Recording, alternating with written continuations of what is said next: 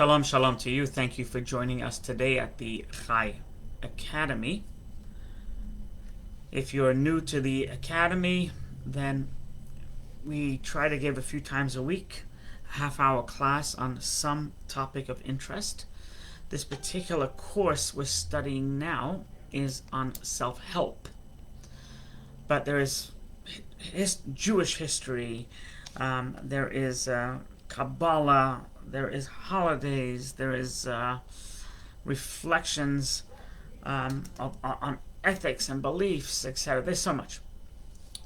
Judaism's view on idol worship, reincarnation, resurrection, etc., etc. So we're in the middle of a self-help section. If you're not new to this, welcome back. So each class is self-encapsulated, but the overall course is called self-help. And in our previous self-help classes, we have talked about defining ourselves.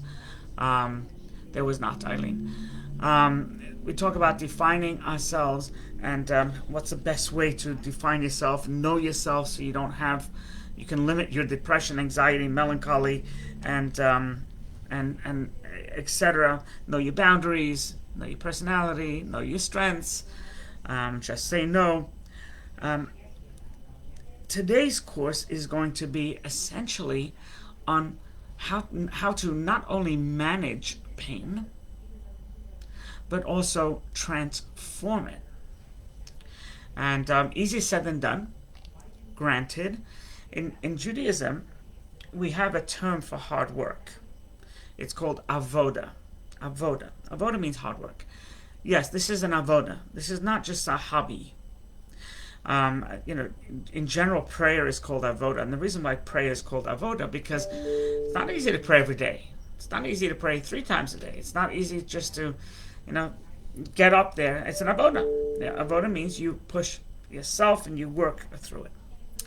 So, hope you enjoyed this class, because there's so many pearls of wisdom that I have studied in preparing for this class that is just amazing. So I'm going to lay the story, and so we can understand how to manage and transform pain. So the story is as follows. Joseph, with the Technicolor Dreamcoat, Joseph was sold into slavery by his brothers, and he was brought down to Egypt.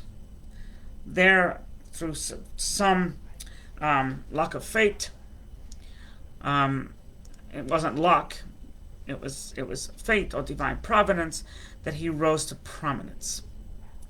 Once he rose to prominence, and he was able to bring his family from Israel, from Canaan to Egypt, so they wouldn't die in a famine. The background here is Jacob has been living in Egypt for 17 years, and he now is getting ready to pass on, and his final blessings to his children.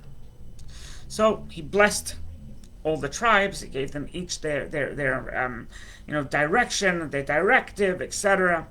But prior to that, Joseph, remember, who was estranged from his father because he was a slave in Egypt, brought in his 2 children. So he brought in Manasseh and Ephraim.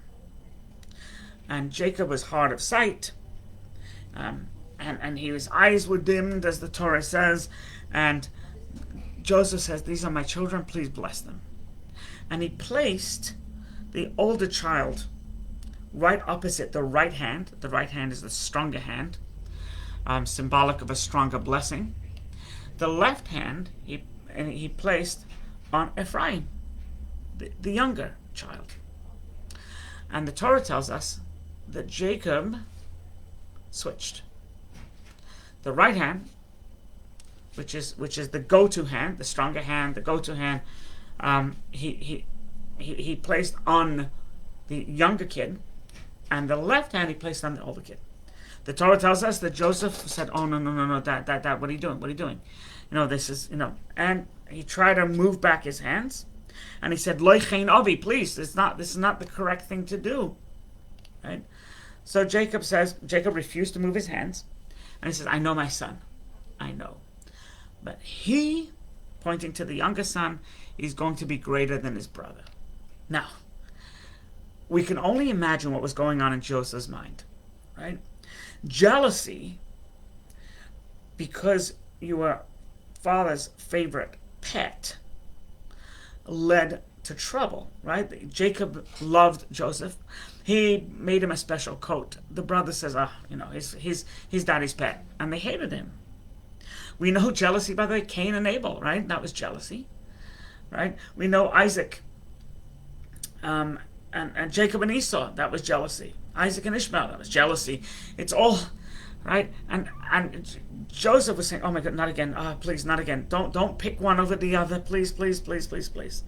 But Jacob was steadfast, and Joseph had to let it go. And Jacob said, they're both going to be great. But this one, Ephraim, is going to be greater. Okay? So, and then he continued to say that your two children are like my two children.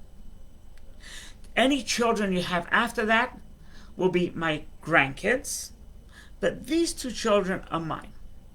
And therefore, they're going to get extra land in Israel, which Joseph said, oh my God, he's doing it again, right? They're going to get extra land. And why? He gives the reason, because they were born in Egypt. And it flies in the face of logic of Joseph. No, this is the older kid, this is the younger kid. And why? He said, why they being treated as your kid, where the next kids that I have, the future kids that I have, are not going to be. These kids you haven't seen, you didn't know them, you didn't even know they existed till a couple of years ago. You didn't know they existed. You weren't at their bris, you weren't at their hair cutting ceremony, pigeon at bend, you weren't there at their marriage, nothing. And yet, they're special to you. And you give the reason because they're born in Egypt? How about the grandchildren that were born in the Holy Land of Israel? Why? So, why did he switch his hands? Why give them extra land and favoritism? Because they were born in Egypt. And the other question, which we can answer immediately because it doesn't have to do with the classes, why not bless Manasseh, the older kid? You know what? You should be better. You should be greater than your younger brother. Why not? Why do this? Why not just give a stronger blessing? The answer to that one is a blessing just draws out what's in there. A blessing just draws out the potential. If there's no potential, then a blessing won't help. Right? If you stick a syringe, a needle, and you take out blood, what happens if you stick a needle in sheetrock? There's no blood because there's But I'm trying. A blessing will only come to fruition if there's potential. If there's no potential, then it's a blessing. And Jacob, being the prophet he was, he did not see that he should give this blessing to the older kid. He gave him one type of blessing. Then Jacob told Joseph that from here on in, people are going to bless their children. Yesimcha Elokim, may God bless you like Ephraim and Manasseh. And Friday nights, Yom Kippur, we all say, every parent says the same thing. We bless our children. May God make you like Ephraim and Manasseh, which is the paradigm of a blessing. Right? Why? Right? Why not Reuven? Why not Shimon? Why not Levi? Why not this? Why not that? Why Ephraim and Manasseh? So, to answer these questions and to flesh out the theme of our class today, which is managing pain and transforming pain, we have to go back to the beginning. What happened here? Joseph was kid number 11. Joseph's mother died when he was 9. He was bereft of his mother. Benjamin was much, much younger. Benjamin was number 12. But Joseph really felt the loss of his mom. He was 9. And his father took him under his wing. His father made him a coat. The brothers, at 17 years old, sold him into slavery. 17. Right? And it wasn't so simple, because they sold him to slavery to the Midianites, the Ishmaelites, but they beat him, and and they finally dragged him down to Egypt, where they sold him to Egypt, and he was sold into servitude for the rest of his life. There's a movie, 12 Years a Slave. This was lifetime slave. And while he was a good slave and good at what he did, and he was in his master's house, he was a slave. It's servitude. He wasn't emancipated. He was basically working incarcerated under this person. Then the unthinkable happened. He was accused, and he was innocent. He was accused of attempted rape, violating this woman, and he was thrown into jail. And the Torah tells us it was a pit, it was a dungeon, and he was in jail for how long? And if you know, he was in jail for 12 years. 12 years. And someone saw his worth, and they brought him out of prison. Okay? An extremely, extremely hard life. Joseph rose to prominence. He became the viceroy. He got married to his former master's daughter. And he had 2 children. This was he had children during the 7 years of plenty, because you were not allowed to have children when there's a famine, a world famine or severe famine. So, and the Torah tells us, and this answers the whole question, all these questions, and also gives us an incredible direction. The Torah tells us that he named his first kid Menashe. Why did he name him Menashe? The Torah tells us that he said, I'm naming this kid Menashe, Ki nashani Elokim et bet avi, because God has made me forget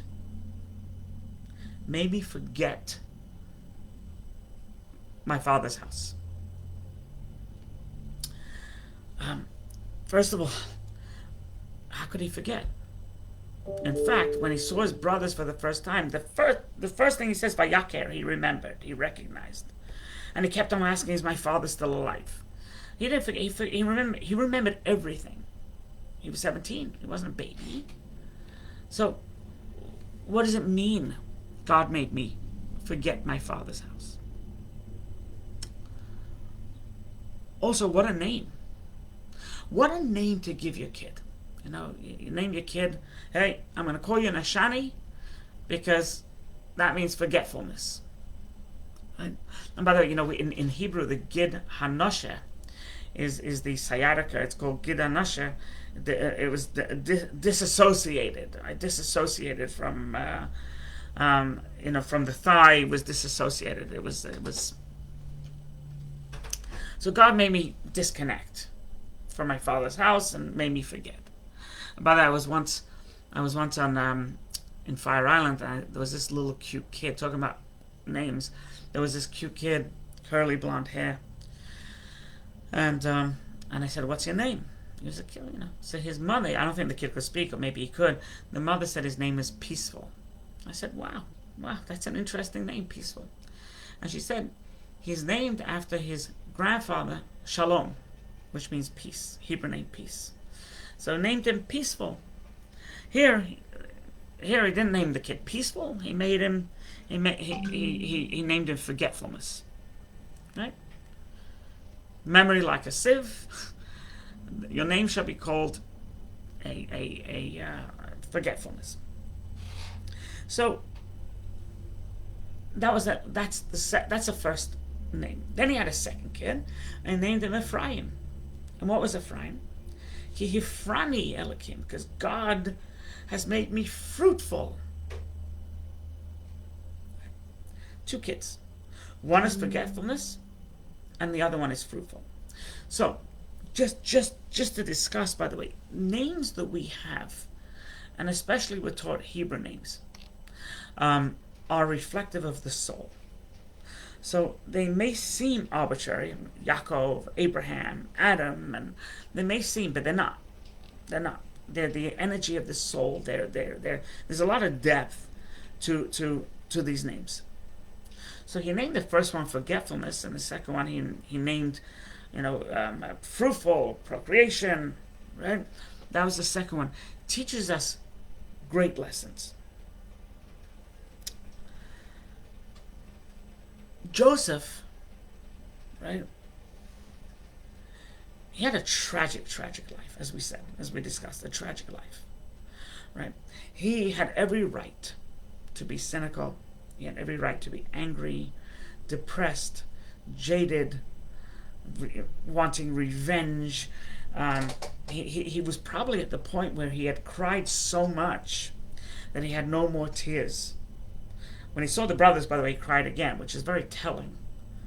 It wasn't just emotional blockage. He did, when he did see his brothers, he did cry. So he had, talk about PTSD. Oh my goodness, this is, he had every right to have PTSD. Lost his mother 9 and sold in jail, incarcerated, accused of rape and beaten, and just terrible. Just terrible. Even in prison, right? People didn't do nice things to him. Right? But we see that Joseph, he wasn't jaded. He wasn't depressed. He wasn't angry. He wasn't cynical. Basically, if you ask Joseph what type of a life you've had, Joseph would say, I have had an extraordinary life. Right? Anybody else, most people in Joseph, lived the life of Joseph, would be so severe, such severe trauma. They would have such emotional blockages. They would be just so removed from society. There would be, agoraphobia. They wouldn't trust people, and etc., etc. But Joseph, not only was he not that, and not only did he have just a regular life, he led an extraordinary life. The way Joseph viewed his life, we can tell from the first kid, Manasseh. He forgot. He completely let go. Right?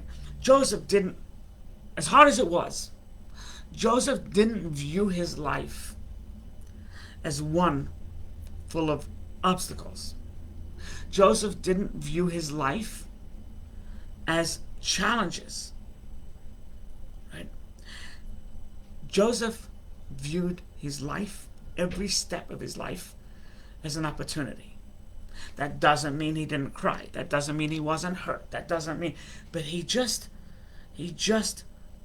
went with it. It's a very telling, the rest of that verse, when he named his child Manasseh. He says, Kineshani Elikim, God made me forget the house of my father and all my troubles. Right? He didn't forget his troubles. How could you forget his troubles? He let them go. He did not allow these troubles to define him.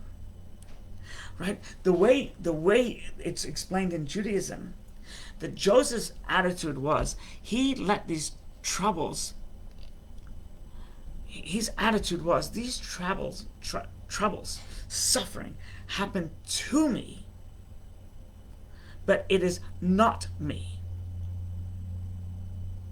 Right? He refused to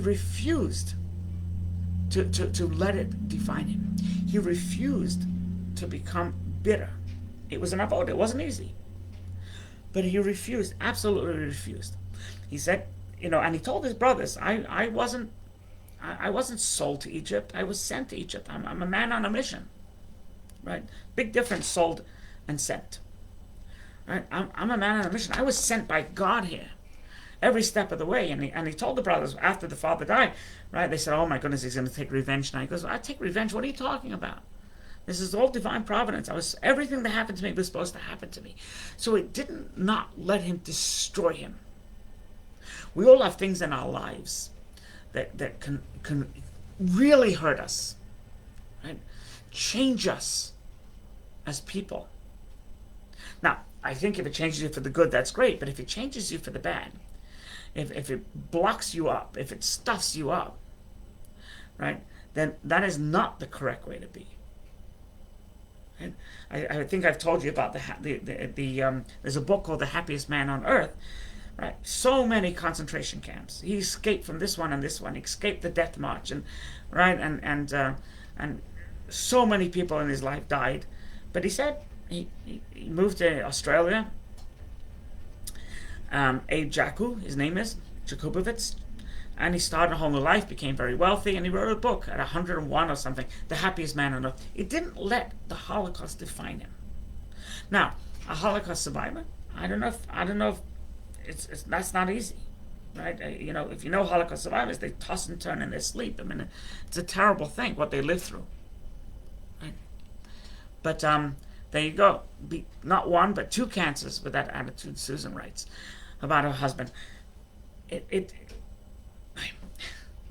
Let's put it to you this way: he got bruised, he got beaten, but a bruise heals. Broken bones heal. So too, he allowed his mind to heal, his emotions to heal.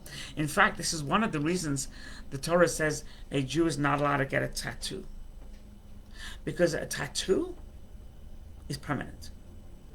A bruise heals. Right? When you get a tattoo, it's there forever.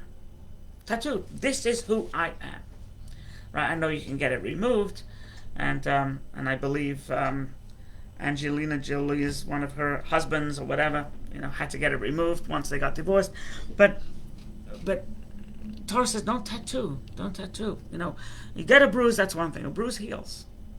Joseph got bruised, but he didn't get tattooed.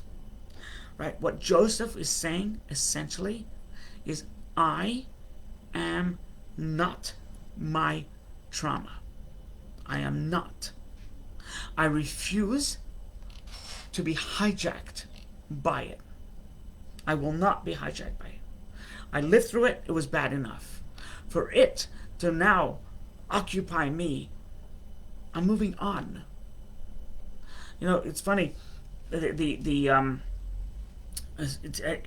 Every Jewish family, and probably non-Jewish families as well, they all have some quirks with the siblings. I don't talk to this one. I don't talk to this one. I don't talk to this one. It's the inability to move on. And you know what? If you would spend 5 minutes eating crow and call up your sibling, you would live a happier life because you've let it go. Joseph did that with his siblings. His initial reaction was OMG, but then he fed them, he took care of them, eventually brought them down to Egypt, right?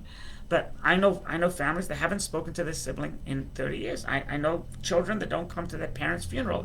It's insane. And I'm not talking about an abusive parent. I'm not talking about a parent that hits, or an alcoholic, beats the wife, sexually abusive. I'm not talking about that. I'm talking about a normal parent, but family dynamics, they didn't get along. And so they allowed that argument or arguments or that gripe or that trauma to define them the entire life. Joseph said, not me. I will not do it. I'm going to be at the level of Menashe, Nashani. I am going to let it go. I'm going to disassociate. It's still a part of me, but I'm not going to let it be me. Right? Didn't have to forget it. He knew darn well what happened. But it was not him. It happened to him. That's how Joseph was able to manage. He would not let it be him. Right? He I think he recognized that this is part of the journey in life.